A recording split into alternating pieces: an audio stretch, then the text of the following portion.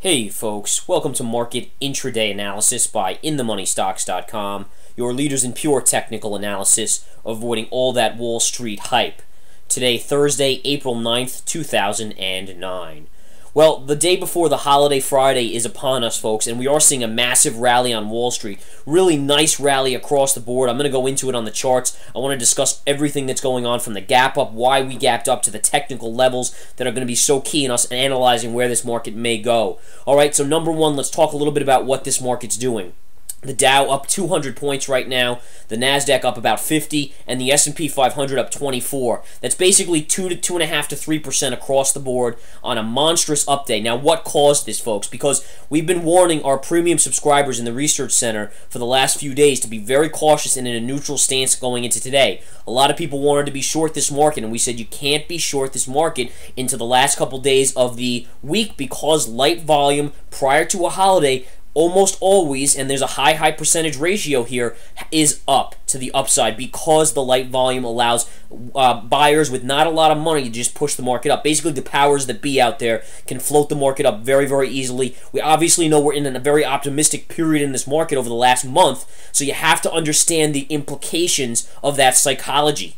All right, this is all psychology, folks. So you have to understand going into that, it had to be in a neutral stance because of the light volume possibility of a psychological up move in the market, and we're seeing that to the T today in a monstrous way. What was the cause this morning? Well, we knew we were going to get some, obviously, banking news next week on earnings, but Wells Fargo, WFC, and I'll show you the chart here, WFC came out early and said their profits are going to be well above expectations on Wall Street, blowing them out by almost double, if not a little more than double. And all of a sudden, this morning at 8 a.m. Eastern Time, you had a monstrous rally on Wall Street. This future spiked huge, and Wells Fargo gapped up this morning at 9:30 at $20. Now, the interesting thing about this gap up was that from that gap up price, it started to just sell and sell all the way down. Now, it was still up about $2.50 at these lows, but knowing your technicals, where would you look for support to come in? Yes, obviously, the 20 moving average would be the point. Look at that. How beautiful is that, guys? For a first hit of a buy, and again, premium subscribers know our methodology. They know how we analyze price pattern and time,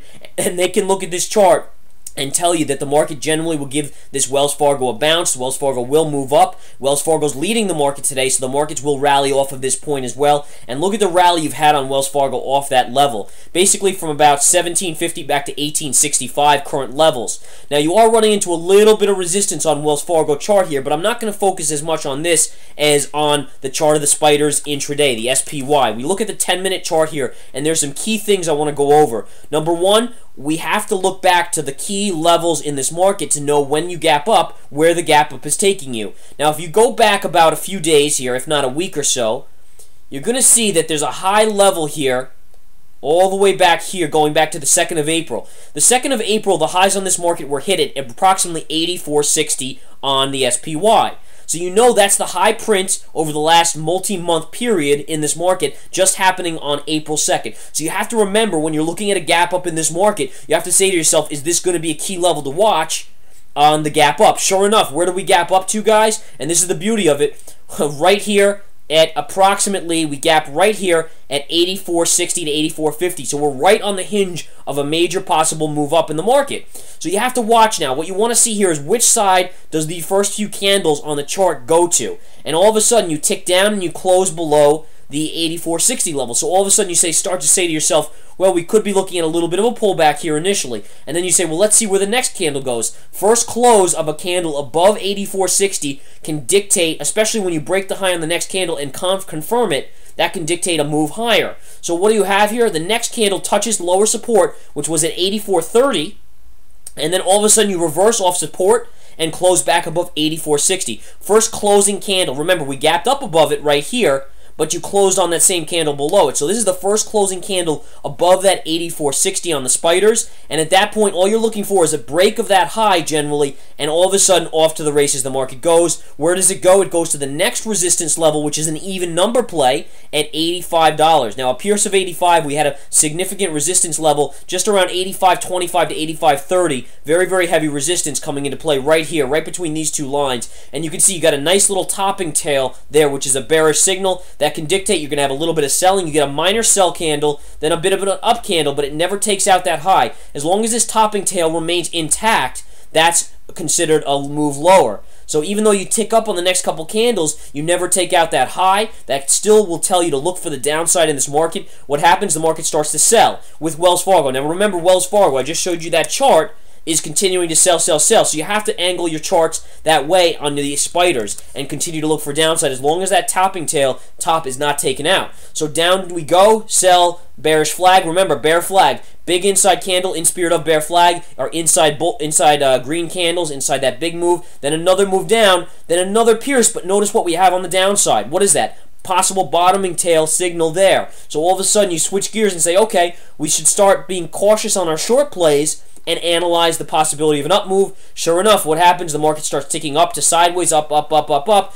comes right on top of this 20 moving average. The 20 slides to a flat line, and all of a sudden you get a pop off of that. Where do you go? To your resistance point. Look at the same resistance from here, same resistance here. Where is that? At 85. Your 85 resistance level right here currently, or a pierce of that 85, is still resistance in this market. So you have to watch this level. Notice how we just had a pullback on it.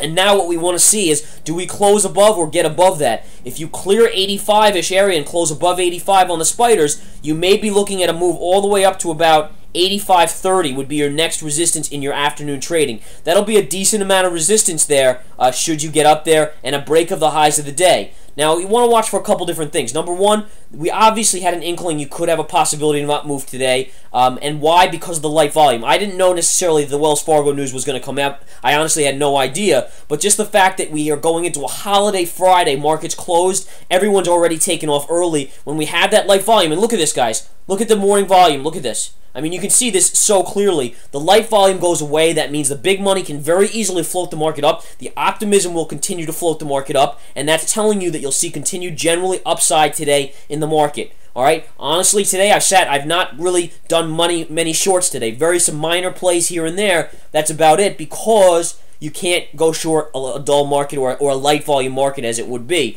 Whenever you're floating in these upper ranges on a gap up like this on a holiday prior day to the holiday, you got to be extremely cautious. And look at what's starting to go on here. It would not shock me to see new highs of the day today. Why? Because the light volume in the afternoon is only going to get lighter going into the end of the day today, folks, prior to that weekend, all right? Prior to this long weekend and the holiday. So keep that in mind. That's something you need to remember when you're trading. Always be super cautious on the day before a holiday, especially even the couple days before. And you can see what happened. Look at 3 o'clock yesterday. We had the hard sell on the FOMC minutes where they said the things aren't going to necessarily get better until next year. Then you had the light volume surge late in the day, taking it up, and then continuation to the upside this morning. Again, the topping tail here was a great sell signal, bottoming tail, great buy signal. Now you're right back at major resistance up here. The 20 will continue to slide up. That'll be good resistance, good support on this market.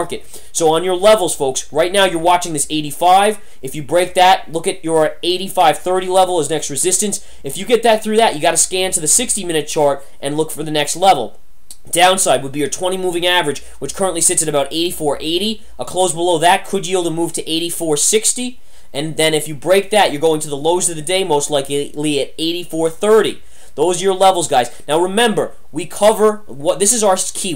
We're experts in trendline analysis. We are very good at this stuff. We are good in price pattern and time, and that's why we've been so successful at calling the market every which way. But what you need to remember, folks, is in the nightly videos in part of the Research Center, that's what we cover. We go over the daily charts, the weekly charts. We give you a broader range. We go much more in depth, 25 to 30-minute videos. Even the last few have been so much to discuss. They've been over 30 minutes of hardcore analysis, in addition to daily market reports included, pro trader watch list included, technical tactic, hidden gems, you name it, they're included in that. Again, a monstrous stuff in there. Educational to the T, guys. And if you want to learn it instead of just getting your fish, this is where it is. You know, we also give guidance, obviously, great guidance at that, but we really look to educate our subscribers so they can go off and fish by themselves eventually. Come join us, folks. The intraday stock chat is also fantastic. Live play-by-play of the markets on a purely technical basis. No trader should go without, even if you're just looking to be educated. It's a great atmosphere, great forum. platform for education with video, guys. We look at our charts. You can see our charts on your screen. All right, guys. Well, last but not least, we have another webinar we're doing on educational webinar. 5 hours of intense training on these technical tactics type things will be going on next Saturday. You can sign up at inthemoneystocks.com. You can just find all the links on that page. Take care, folks.